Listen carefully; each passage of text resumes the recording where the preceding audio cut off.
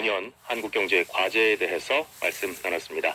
고려대 국제대학원 김홍종 특임교수와 함께했습니다. 오늘 말씀 고맙습니다. 감사합니다.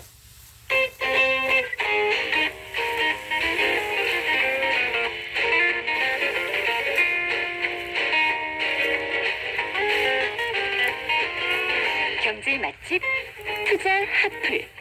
지금은 돈 벌기 딱 좋은 시간. KBS 1라디오 경제쇼. 책에서 경제 보는 눈을 키우고 투자의 길을 찾는 경제 읽기 시간입니다. 아시아 최고의 부자 리카싱의 삶과 비즈니스 철학을 담은 무한의 부 함께 읽어보겠습니다. 미래에셋 투자와연금센터 이상관 센터장과 함께합니다. 어서 오십시오. 예, 반갑습니다. 자, 아시아 최고 부자라고 소개를 했는데요. 그래도 예. 리카싱에 대해서 잘 모르는 분 계실 것 같은데 예. 먼저 리카싱이 어떤 인물인지 좀 소개를 해주시죠. 일단 중국이랑 홍콩 이런 데 중화권이라고 그러잖아요. 예. 뭐 대만도 포함해서 중화권 최고의 부자고 당연히 이제 아시아 최고의 부자입니다. 2023년 기준으로 우리나라 돈으로는 한 52조 원 정도의 자산을 가지고 있는 사람이고요. 근데 출발은 아주 전형적인 시골 마을 출신의 흑수저 출신입니다. 1928년도에 광둥성에서 이렇게 교육자 집안, 아버님이 교사셨는데요. 이남 일녀의 장남으로 태어났고 9살이 되던 해에 이제 일본이 중국을 침략하면서 중일 전쟁이 반발하게 되죠. 그리고 이제 이 전쟁이 생기면서 아버지가 이제 아이들의 교육을 위해서 그다음에 경제적 어려움이 있는 사람들이 그 당시 홍콩으로 많이 이주를 합니다. 그때 이주했던 사람이에요.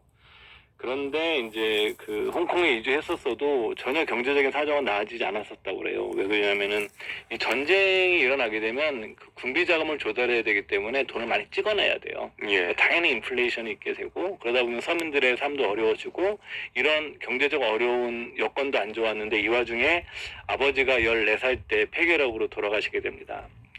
지금의 폐결핵이 이제 늘 고치는 병이지만 그 당시엔 이게 굉장히 죽음을 부르는 병이었잖아요. 돌아가셔서 14살 때 동생들과 어머니의 가정 살림을 책임지는 가장이 됩니다. 첫 번째 직업이 샤오당이라는 찻집에서 찻집 심부름꾼부터 시작을 해요. 그러니까 14살부터 사회생활을 시작을 한 거죠. 그러다가 이제 나중에 그 학력은 이제 중학교 중퇴에 가까운 거죠. 예. 예, 중퇴고.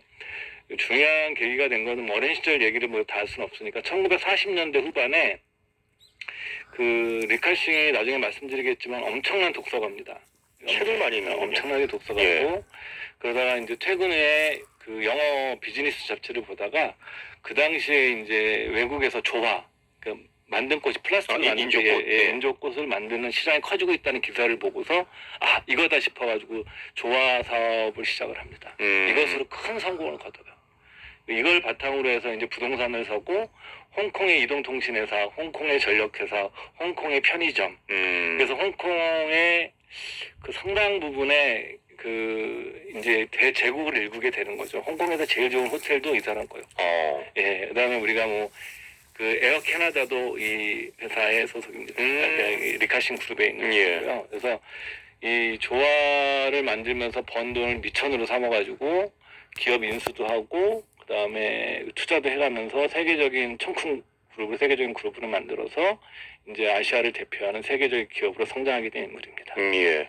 이 책은 리카싱의 일대기라기보다는 비즈니스 철학을 주로 다루고 있다고 하는데 리카싱은 80이 넘는 나이에 페이스북, 줌, 스포티파이 등 성장 기업을 초기에 투자한 것으로 또 유명한데요. 이런 비즈니스 통찰은 어떻게 얻었을까요? 이게 역시 독서? 예, 맞습니다. 그러니까 보통 중국의 기업가들이 큰 부를 축적한 사람들이 부동산으로 축적한 사람들이 많아요. 리카싱도 초창기는 부동산으로 큰 성공을 거두지만 부동산을 정리하면서 다양한 사업을 시작하게 되는데 이렇게 좀 능동적으로 세상의 변화에 투자를 하게 되는 가장 중요한 원동력은 치열한 독서입니다. 치열한 독서. 되게 중요하군요. 그래서 이제 리카싱의 인생관 중에 하나인데 지식이 없이는 운명을 바꿀 수 없다.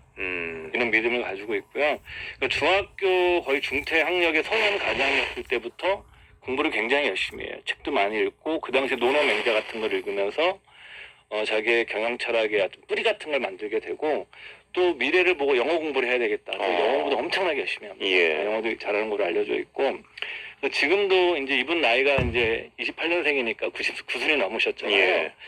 잠들기 전에 이분이 평생 동안 지켜온 습관이 잠들기 전 30분 독서입니다.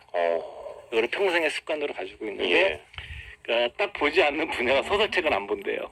소설책은 안 보지만 뭐 최신 사상, 이론, 과학, 기술 분야, 이 경제 분야 이런 것들을 가리지 않고 다방면에 걸쳐서 독서를 하는 것으로 굉장히 유명한 거고요.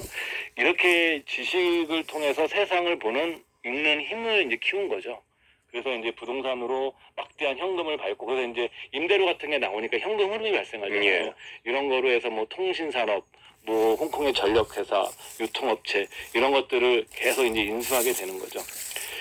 이 80이 넘어서 사실 페이스북, 지금 스포티파이가 다 지금 대박이 나는 회사들이거든요. 예. 제일 유명한 거는 이 페이스북 사례예요. 그 이제 그 리카싱 회사 중에 벤처 캐피탈이 하나 있었는데 거기서 페이스북에 대한 보고를 받고서 딱 30분 만에 결정을 했습니다.